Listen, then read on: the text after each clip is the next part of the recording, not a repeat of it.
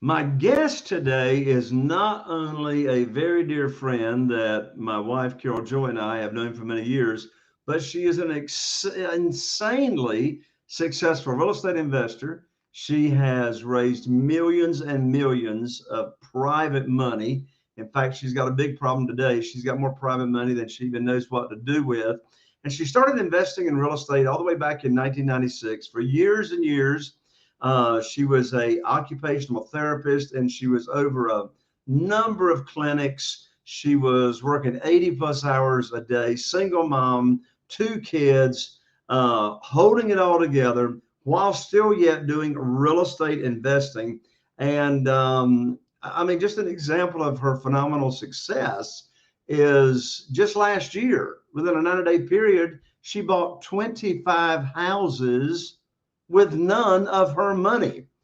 And so, what you're about to hear, and you definitely want to stay to the end of this show, you're going to learn how she was able to navigate a full time job, do a bunch of real estate investing, and then retire from the day job, go full time into real estate investing. And a lot of it due because of being in this world of private money. And with that, I'm so excited to introduce my guest, Crystal Baker. Crystal, welcome to the show. Hey, Jay. Thank you Hey, for having me. I'm so excited to have you here today, Crystal. And on today's show, we're going to be really diving in about private money and from your perspective, what private money has meant to you, how you've used it in your business, and all that kind of stuff. So if you're ready, I say let's jump in and let's go. Let's do it. So first of all, what did your business look like prior to coming into this world of private money? It was very traditional, very dependent on the banks. So I would go out, get a traditional mortgage. Because I was doing it as a side hustle and was working full time, I would actually move into the house, rehab it, and then sell it. But all the legwork was in getting through the process of getting a loan from the bank, all the things tied to that. And then obviously being able to get my offers accepted, because clearly it takes a little longer when you're working with the bank. It's not like working with private money at all. So very, very, very different. Yeah. And prior to private money, in addition to working with traditional banks, you also did what was called some terms deals, right? I did a minimal amount before coming into private money. Yes. Yeah. I had a couple under my belt when we started this adventure. Right. And so, what's your definition of a terms deal, buying on terms? It's when I don't need to bring money to the table. The financing is either existing financing that may be in place for the seller and or offered by the seller as in owner financing. Of course, lease options fall into that as well, but I don't typically use those as part of my terms, but they would fall under that umbrella. Yeah. So, in your journey, what was it, or at what point did you decide, in other words, that like enough is enough, and that what you were doing just wasn't working and wasn't getting you to where you wanted to get? I guess because my story is that there was actually a transition period where I realized that I needed to do something different. So I couldn't live the lifestyle I was living anymore. It was just exhausting. I wasn't raising my kids. The daycare was raising them. And so I had started on this adventure of trying to figure out a different way to do things and navigate the real estate investing space post 2008. But in addition, that I guess it wasn't that long into it, probably only about 3 to 6 months into that adventure did I realize that without the private money, without, having alternate means of funding deals, that there were deals I was missing out on. So it didn't take long to figure it out. It just took me a little longer to get myself to where I needed to be to go ahead and pursue that. But once I realized and then got connected, I actually attended the event and started down that journey of private money. But it was very evident that it wasn't going to work in the traditional means that I was using. Yeah. So how did you get started in even using private money? I went to a training, and you actually were speaking at the training. So I tried to run you down in the hallway before getting on the elevator. I tend to be a fast walker, just like I'm a fast talker, to move along quickly. So I literally knocked him over, not down, but knocked into him. And we rode the elevator together. He spoke at the event there shortly after. It was very kind and delightful in the elevator. Had no idea who was going to be the next speaker, but was slightly embarrassed, or more than slightly. But what I heard you say meant so much. It made so much sense to me. I thought, how in the world can I continue forward if I don't pursue this? So it was at that point that I really realized, okay, this is it. This is where I need to go. So I actually heard it from you. Yeah. So this was some years ago, but what was it that you heard about private money that just really gave you that aha moment of, yeah, I got to get in this world of private money? What was it that struck a chord with you that turned on the light bulb? I think there were a couple of things. The primary was when you asked the question, are you missing out on deals? And the answer is, well, yeah. Not everybody, and we know this, a very small percentage of people, and I'm a great converter, I think, compared to the general public, but still, there's not, it's not as if the majority are going to accept a terms option. They're going to look at that and go, well, that's not really what I want. They want cash. Well, when there's a cash offer that's needed and you don't have the cash to do it, and or the only option you have is to go get a traditional mortgage, which might as well be not having the money, you're going to miss out on things. And that was my first driver is, yeah, I'm missing out on things. This is a very different way to look at it. And then secondarily, just getting out of the minutia of dealing with banks and really recognizing that there was an alternate way to do this. And then finally, knowing that I could help people that were in my network, that are in my community, blew my mind. The idea of being able to help someone that they can get their money working for them just was like, that was such an aha moment. So I'd say really between those three things, that was what really did it for me. So when we're talking private money, what do we really mean by that? What is private money?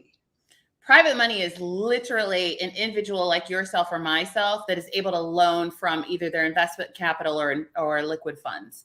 So it's not somebody it's never an institution. It's not generally someone who has any experience or has even heard of this.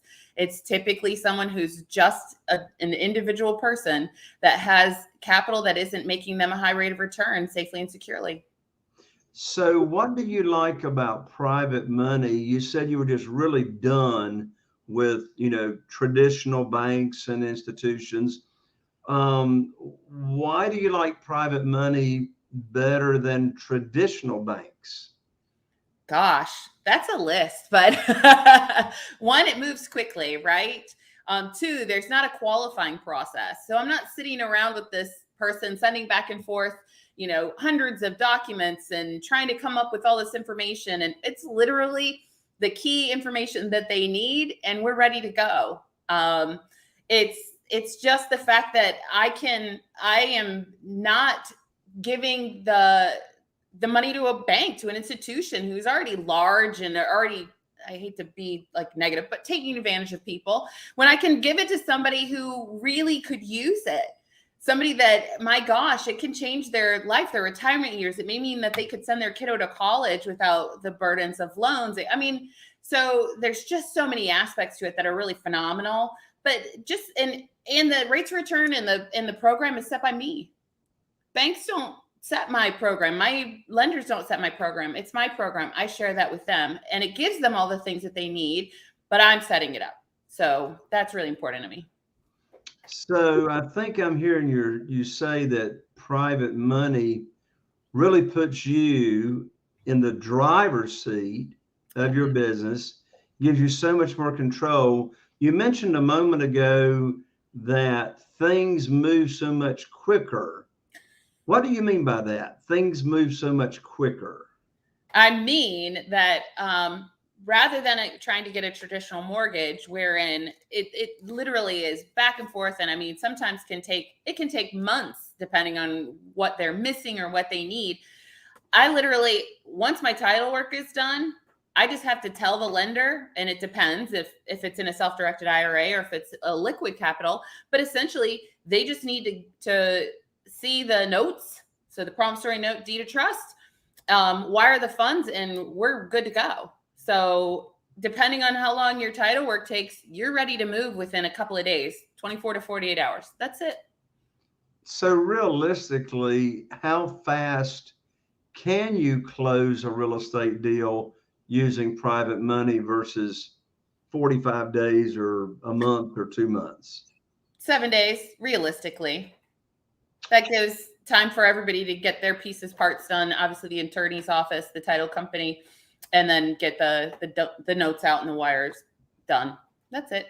So you can close in 7 days. Why is that important to you or any of the parties involved to be able to close in 7 days?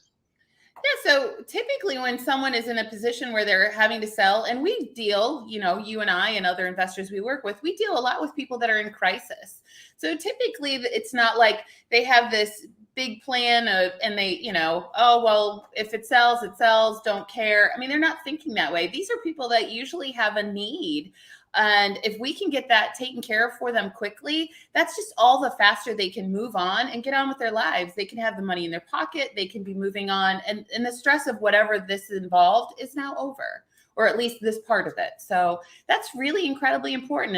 And then in addition, clearly it makes that an easier decision for them in terms of accepting a deal, because if I can come in and I can get it done in 7 days, then they can make a decision that makes more sense for them. Generally, they're going to choose that, right? They're not going to say, well, sure, I'll wait for the loan that might take 45 days or so. And then how many times do those fall through? Unfortunately, more times than I can count. So it's very important for both of us. It takes a lot of the stress out. So are you saying being able to close quicker?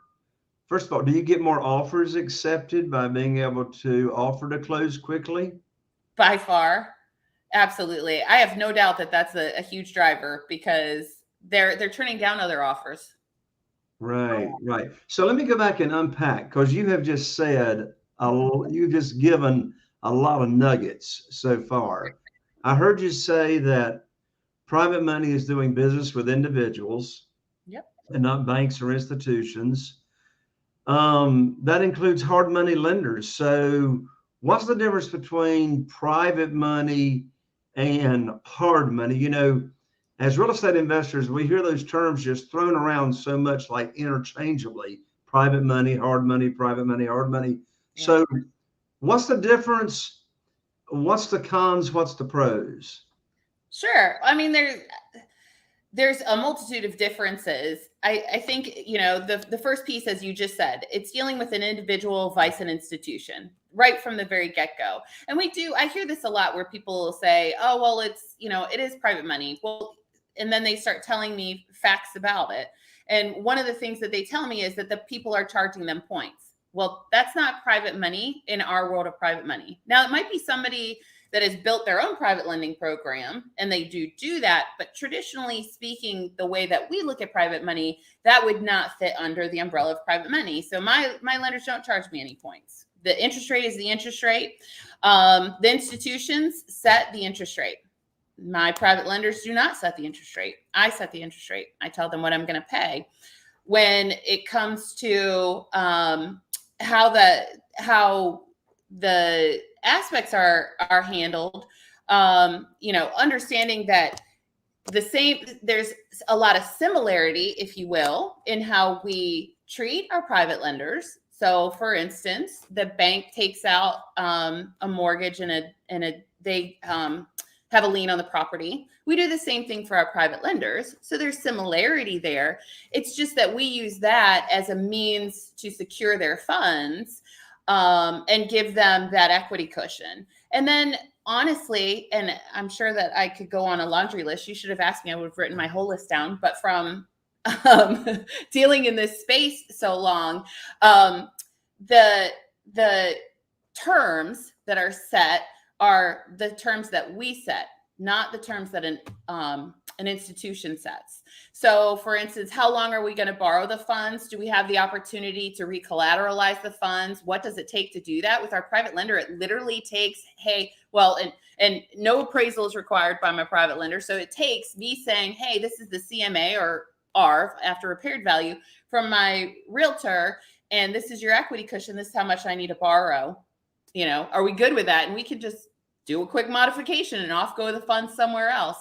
There's so many facets where it's just people dealing with people. And whenever you're in that situation, things are easy. There's so much more complicated when you have all the layers that come with an institution. There's so many different hands in that pot. The right never knows what the left is doing. It's amazing the different questions they come back with, and the other person has already asked for that or 12 times had it. That just doesn't happen in private money. It's a person. It's an interaction between us. And it's a method by which to create win-win-win situations. Crystal, the conversation and the information you're sharing is so foreign to so many real estate investors. So let's give a gift away right now. Perfect. I'm so excited. I just finished writing the brand new private money guide that Crystal's talking about, where you set the rules, you decide on what the interest rate's going to be. And this private money guide that you can download absolutely for free is called 7 Reasons Why Private Money Will Skyrocket Your Real Estate Business and Help You Build Incredible Wealth. So if you want to take control of your real estate investing business, have all the cash that you need for all the cash offers, then you can download this private money guide to get you on the fast track. Whether you're brand new, a wholesaler, you want to stay in some deals, or you're a seasoned real estate investor, you can download this absolutely for free at www.jayconner.com/money guide. That's Jay Conner with an ER, Jay Conner, JayConner.com/money guide. Download that right after the show and get on your fast track to private money. So, Crystal, here's one thing that I know is a popular question. And the reason that this world of private money is just so foreign to, well, most people walking around. You said a moment ago that it's completely unlike borrowing money from the banks. When you were borrowing money from the banks or hard money lenders, they made the rules. In this world, you said you make the rules, you set the rate, you set the length of the note. Well, how in the world does that work with an individual that would agree to do that? In other words, where do you go to find individuals that would do this kind of deal, allow you to set the term, you set the rate, and all that? Where do you find these people, and who would agree to do that? So you and I use the term warm market. And what we mean by that is these are individuals that know and trust us. And that's really where you start. So you don't have to, for all intent and purposes, you don't have to go anywhere. You're talking to people that you talk to on a day-to-day basis, friends, family members, those people in the community that you're close with, people that you network with, that you have a relationship with. So anyone that you have a relationship with is a potential private lender. If they have funds that they're not happy with the rate of return and or aren't getting the kind of security that they need, they have an opportunity to invest with you. So you're not going anywhere. I think people have this perception that you have to go find people. The people are sitting right in your community. They're sitting at your table with you, if you will. And so it's offering that opportunity. And like you and I have spoken about many, many times, is this is a gift. As you said, most people don't know that this exists. So to be able to share this, it takes nothing, because it's just like sharing that you had the best meal ever. You're not going to go hide it. So when we have an opportunity like this to share with people, we're going to share with the people that are close to us, because we want them to be able to benefit from what it is that we know. Absolutely. I got a question for you, Crystal, that I've never asked you. Here's the question. I want to know, what did it feel like?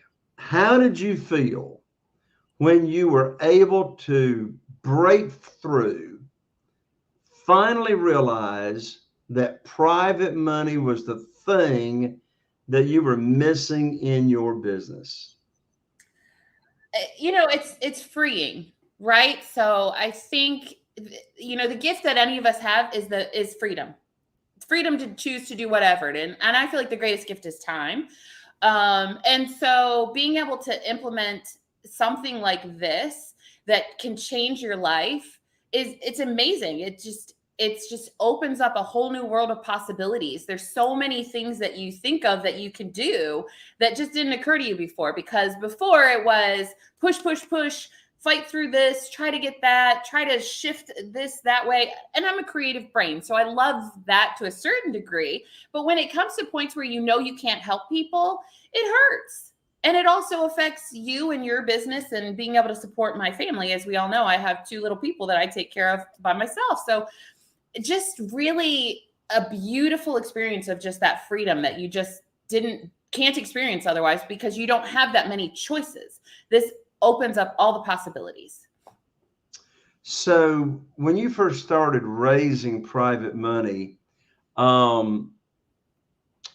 did you initially, and maybe you did and maybe you did you initially feel like that you were chasing people, trying to sell people on an idea, or did you start right out the gate of, I'm just going to teach them what this is all about? So I wish I had been evolved enough to say that it was easy and I just felt that way. And I didn't second guess it, but that would be untrue. And to me, it's really important that other people understand that it wasn't that easy for me, because if you've ever experienced this or you're looking to do this, you may have that same feeling. So I want to be transparent and say, I struggled in the beginning because I really did feel like, and I'll tell you why. It was because I had a need. I needed private money. And so I was thinking about myself and what did I need to make happen in order to take this next step in my life and in my business and move forward.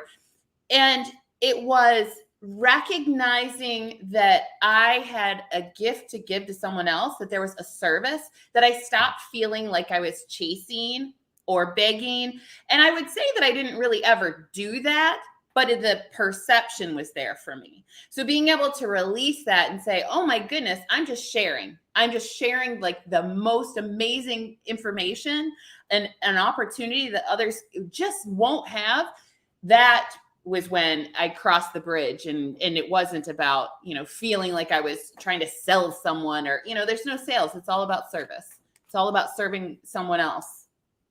How long did it take you to go from that feeling of, I'm trying to talk somebody into something, maybe you feel desperate or felt desperate because you had a deal and you needed private money or not, but how long did it take to go from the feeling of, I'm desperate and, it's, I need your money, to, hey, I've got a program, I've got an opportunity to where you can make really high rates of return safely and securely. And if you're interested, great. If you're not interested, that's fine too. I had the great pleasure of being able to work side by side with you in learning this process. So that was truly a gift to me, in that we had a session where we talked about some of those things that were, a struggle, right? With overcoming the mindset of it and really getting to a better space. So it took me about 3 months. So I spent about 3 months sort of cycling in that space, struggling internally. It was starting to reflect externally, not wanting to take action and things like that. And really taking ownership and flipping the script and recognizing I can just bring my servant's heart to this. I don't have to need anything, because this is such an opportunity. What's the downside? I'm not asking someone to go sign up for, some pyramid scheme that I know they're going to get taken advantage. I know that I'm putting people in the best position possible. And I share that in that one of my early private lenders was my parents.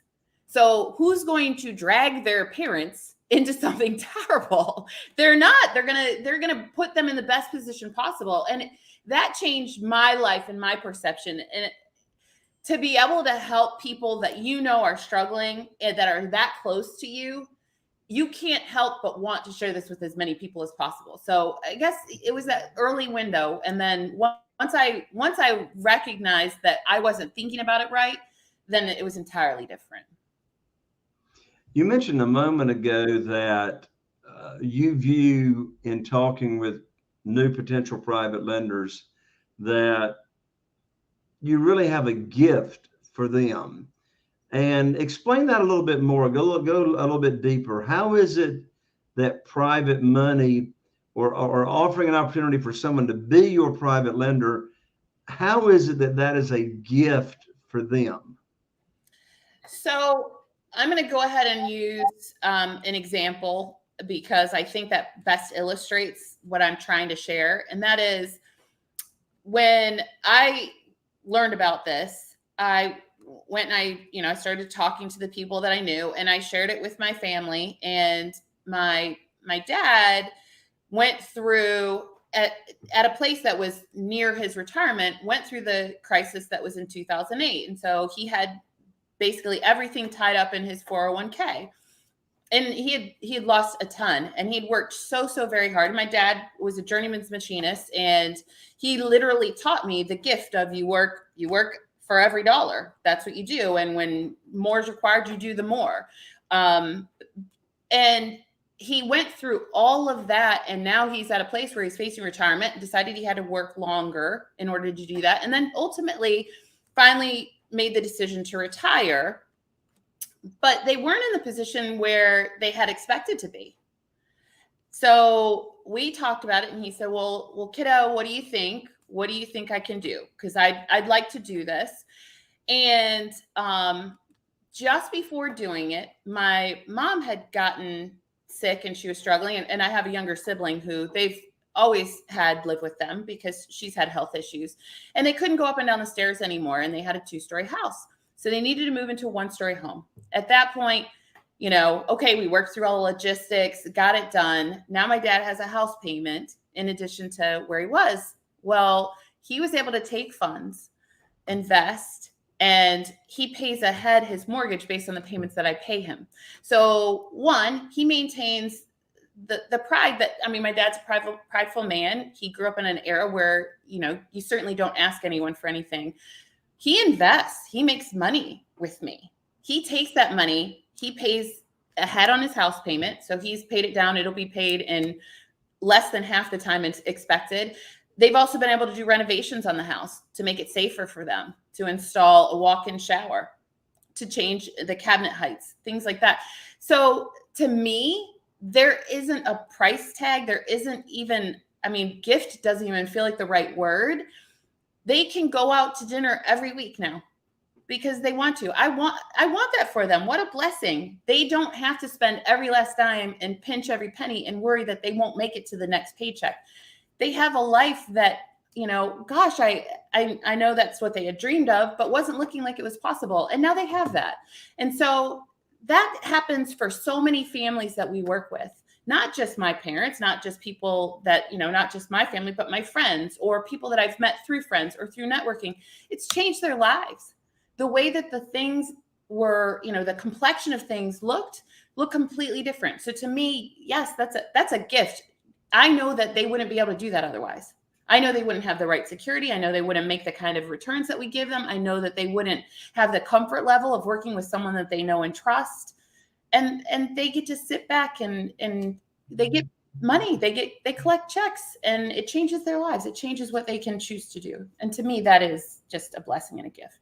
Yeah. The story you just shared reminds me of how Carol Joy and I have received over the years multiple handwritten thank you notes in the mail from our private lenders, thanking us for changing their retirement years for the same reason you just said. In fact, one particular couple I can think of shared that, or they didn't tell us, they told friends of theirs, and their friends told us that if it hadn't been for the private money program and being able to invest, in real estate with us, that they would not have been able to travel to go see their grandchildren. They wouldn't have been able to, like you just said, go out to eat whenever they wanted to, unless they had been given the opportunity to, get involved in this thing that we call private money. Crystal, I got another question for you. I've never asked you. I'm curious to know. And that is, you mentioned that those first 3 months that you had learned about private money, that you struggled somewhat. You sort of felt like you were trying to talk somebody into something because you actually needed private money, I assume, for a deal. So a much even bigger and deeper question than this.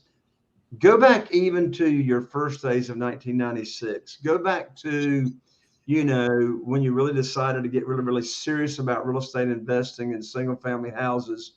I'm interested in knowing, what was the lowest point in your business since you started investing? And did you really ever consider just giving up and just sticking with the day job? Yeah. The lowest point was when it was prior to this part. It was prior to private money. It was after I became a single mom. And you asked a tough one, because this one's this is a little tough. I haven't really talked a lot about this, but when even though I made really good money as a therapist. But a lot goes out when you have kids and you're trying to keep them involved in things, and have to pay for before and after care and daycare and all those kinds of things. And unfortunately, my ex-husband wasn't very responsible with money. And when he left, he had left his job. And so it was on me to try to figure out what to do. And so I had, a house to pay for, my kids, all the other expenses that were ongoing, trying to figure out how to manage some of the things that he'd created in debt. And so I started looking at real estate again, and I was really having a hard time navigating where I fit with all of it. Trying to figure out how to do this term stuff, which really wasn't my history. And wondering if it was ever was it going to get to a place where I just never did have freedom. I was going to have to just keep working like this in order to maintain any sort of civility, like a roof over our head, food in our mouths. I mean, and that's not extras. I turned off, we had no cable. We didn't have internet. Everything was off. And I just thought, and this sort of links into another story, but I was working so hard to make this work, and I was on my porch trying to take calls and negotiate with people, and my kids were crying and hanging on me. They followed me from upstairs all the way outside. And I thought, is this even worth it? I mean, we can make it, we'll get by, but is this even worth it? And it broke my heart, because I thought, making it meant that my kids were going to be raised by daycare. There was no doubt about it. I wasn't going to have a quality of life with them. I was on the computer pretty much 24/7. There was always someone on the phone that needed something. You don't manage clinics and people don't have needs and look for you.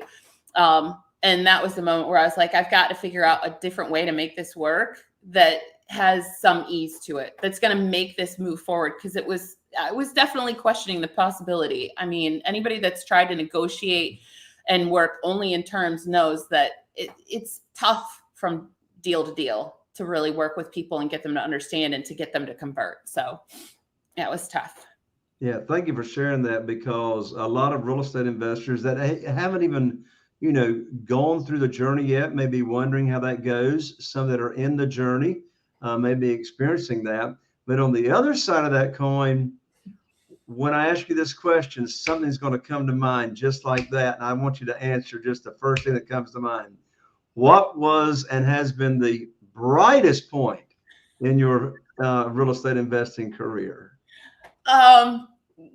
Walking away from my career and being able to be 100% whatever I need to be there for my kids, travel, see things we wouldn't have ever seen, spend time together we would never have spent. I homeschool my kids. I get to hang out on a day-to-day basis. I can choose to work from home. I can go to my office. I can work from anywhere in the world if I want. And I do. We go all over. We do so many things. So just the fact that we have this beautiful life and all these experiences, I mean, even the community we get to live in, that's because of what happened. is because I knew how to do it and I could coordinate that, and I had the funds and it was available, that we were able to live where we live, and my kids beg me every day not to move. So That's awesome. Well, if you were starting all over again from scratch, what would you do differently in your business? If I were starting from scratch, and one, I had the great benefit of having heard this information, I would find the money. I would get out, I would get private money, I would learn how to do it. I would hire a coach and do it, because without it, oh my goodness, left to our own devices, it's frightening. But that's what I would do. I would hire somebody who could help teach me the business, and I would start with private money. I would start there. I wouldn't lie to you and say I would give up terms. I love that that's available to me, but I would learn private money first, and I would implement that. And just having that strategy alone would make all the difference in how much easier this business is. There's so much less struggle because there isn't a struggle. You just literally are helping other people, and they're helping you to get your things done, and you're helping the seller to get it purchased in the way that they want to sell. And I mean, so it's easy. So that I would start there. Well, Crystal, I got 2 questions left for you, and I'll let you go. So I'll tell you what both questions are. The next to the last question is, well, when is the best time to be raising private money, and when's the worst time to be raising private money? And the last question is final advice that you want to share. So the best time to be raising private money is when you don't need private money. So, I mean, now, why is that? Why is that?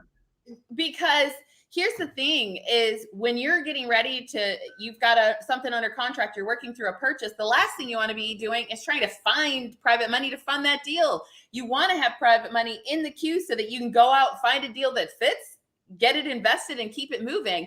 You don't want the opposite to be true, because there's not any guarantee at that point, if you've just started, that you'll have it in the amount of time that you need, and or of course to meet the criteria that you've set up, the terms that you said you can meet. So the last thing you want to be is trying to find it when you've already got something under contract and you're trying to get it to a close. Makes a lot of sense. Well, I'm gonna let you leave the final words of advice. So I would say, 1, trust your gut. We don't ever give it enough credit. 2, hire a coach. That's one of the, probably, if I had to say, like, the major basis for my success was getting the right coach in place. And people probably don't even know that are listening to this, but Jay, I actually hired Jay to coach and mentor me in the beginning. And that was a huge difference maker. And I had hired other coaches and mentors. So I'd say get the right coach and mentor, because that makes the difference. And then finally, I would say, lead with love, lead with a servant's heart. Always make sure that when you are doing anything, put that first. Don't worry. The less you worry about yourself, the more you're worried about others, then the less you do have to worry about yourself. Things will come together. There's this beautiful synergy to that. Do that. And investigate this world of private money, because it's so amazing how different it can make your business look. But really lead with love, lead with your heart, because that's what this world needs anyway. But it is the difference between you being successful in this space or struggling. Well, Crystal, thank you so much for not only leading with your heart, but sharing your heart on today's show. I really appreciate it. And no doubt, people want to connect with you and continue the conversation. And you're still a very, very active investor. And someone may have a piece of real estate they want to sell out in your neck of the woods. Where are you located physically and geographically, and where do you invest? Sure. So I am in Virginia. I live in what they call Hampton Roads or Southampton Roads. We're near Virginia Beach. I invest in Virginia Beach, Chesapeake, Smithfield, Suffolk, Franklin, Isle of Wight County, Windsor, Carrollton, all around there, and a couple of the counties that are in North Carolina. So I predominantly invest in the Gates County area in North Carolina. Awesome. And I would also say that you may be interested in some more private money yourself and more private lenders. So if you are interested in doing business with Crystal Baker and being a private lender for her, you can certainly see the kind of heart she's got. She's already got millions and millions in private money. And if you're looking for a high rate of return safely and securely, Crystal Baker, I can't think of a better person to do business with than her. So, Crystal, how can people get in contact with you? Absolutely. So you can find my website at www.cgnhomebuyers.com. It's up on the screen. So C for Crystal, G for my son Gavin, N for my daughter Nevaeh. You can also find me on social media. So Facebook, Instagram, and oh gosh, I can't even think what the other social media spaces are. Isn't that terrible? But it's CGN Homebuyers in those spaces. So take a look there, connect with me, reach out, send me a message on Messenger. I would be happy to start a conversation with you and find out how we could work together in any way that I can help you. That's awesome. Crystal, thank you so much. My pleasure. Thanks for having me always. You betcha. Well, there you have it, my friend. Thank you for joining in for another show, Raising Private Money Show. I'm Jay Conner, the Private Money Authority, your host, and I just really appreciate you tuning in. I also really appreciate you liking, and I need your help. I need your help. If you know someone, and you probably do, that could really benefit from the information that Crystal just shared on this show, be sure and share this show with someone that you know it would make a difference. If you happen to be watching on YouTube, be sure and click that bell, that notification, so that you don't miss out on any more of the amazing shows that we have coming up. I really appreciate your 5-star reviews and all that kind of good stuff. So I'm Jay Conner, looking forward to seeing you right here on the next show. And here's to taking your business to the next level.